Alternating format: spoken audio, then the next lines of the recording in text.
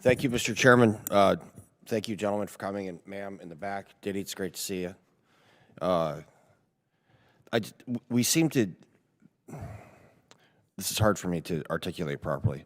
We just, as Mr. Crow said, got done with a couple decades worth of essentially CT operations, and right now it seems like SOF is kind of looking for, trying to find a new home. And I would just caution you guys, we talk a lot about UAVs and AI and all these torpedo information warfare and all those things. But really, at the end of the day, a frogman and a raider and a Green Beret and a ranger got to be the guy that's going to go into a room and bludgeon someone to death with their hands. And we can't get away from that. Like, we are a different breed of people. And we have to focus on our core competency, and that is killing the enemy. Up close and personal, for real. And so I would just want to make sure that we don't lose focus on that, or we will lose. And that will not be tolerated. So we have a conflict between the first and fifth soft truth. Humans are more important than hardware, but also most soft missions have to be enabled by non-soft operators, right? And so I just want to caution you, gentlemen, to remember those. There's a reason that those are written down. They're written in blood. So, of course, we need to have enablers. We have to have mission specialists. We need to have people that are operating these technologies. But we have to have the rifleman, General. So that is just a word of warning. Never forget who we are. A tip of the spear is held in a hand, and it is thrust into the enemy's chest. And that's how a war is won. So when we're talking about this great power competition stuff, we're trying to avoid a global conflagration, right? Like, we want to stop World War III from happening.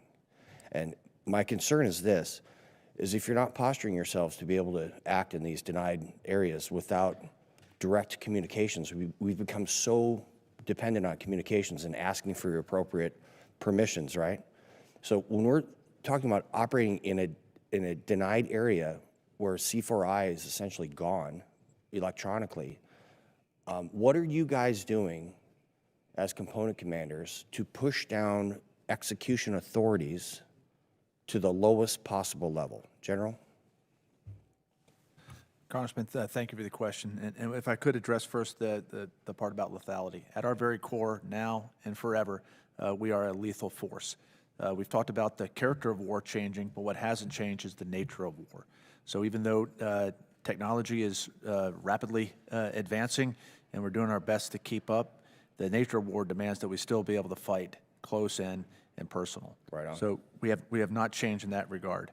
I would have to defer questions on what, in terms of what level the authorities are to the combatant commanders or to my brothers in the Theater Special Operations Command.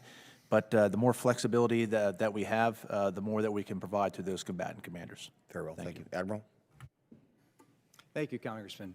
To add on to the General's comments, and especially as a fellow SEAL, our basic core competencies are never going to go away. Like, we can't ever forget that. We don't. When you talk about an SW's identity, that's fundamental. And then we also have to do these other things, or we have to get to the target, and it's really difficult to get there. And we need to do things that are decisive. So it's not an either or for us. It's an all of the above, and I know you recognize that.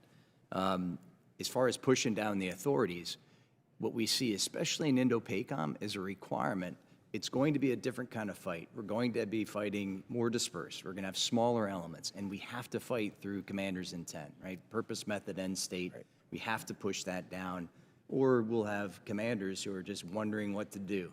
So in the absence of leadership, that has been my experience. Yeah, it's in the absence of leadership, we lead, and that's, or in the absence of orders and direction, right? We lead. So that's the way that we're moving, I think, and I think I can say that for all of SOCOM. General? Thank you, Congressman. To the first point, well, outside of our special tactics community, which is usually partnered with I'm totally down here. A group of your guys saved one squad from SEAL Team 4 in Afghanistan in 2003 by removing his shirt and waving his arms because an Apache got wings leveled and was going to smoke him with a hellfire. So thank you very much for saving my brother's life, sir. Yes, Congressman. I mean, I have the honor and blessing of working among heroes every day.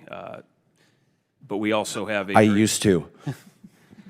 We also, you know, we haven't talked much about, I mentioned it as a core mission to strike, but we also have a very lethal force that's above our soft partners, whether that's AC-130s, MQ-9s, or other things. We remain good at that job. Sorry, General, I apologize. My time has expired, and I'd like to give my colleagues the opportunity. Thank you very much for coming here today.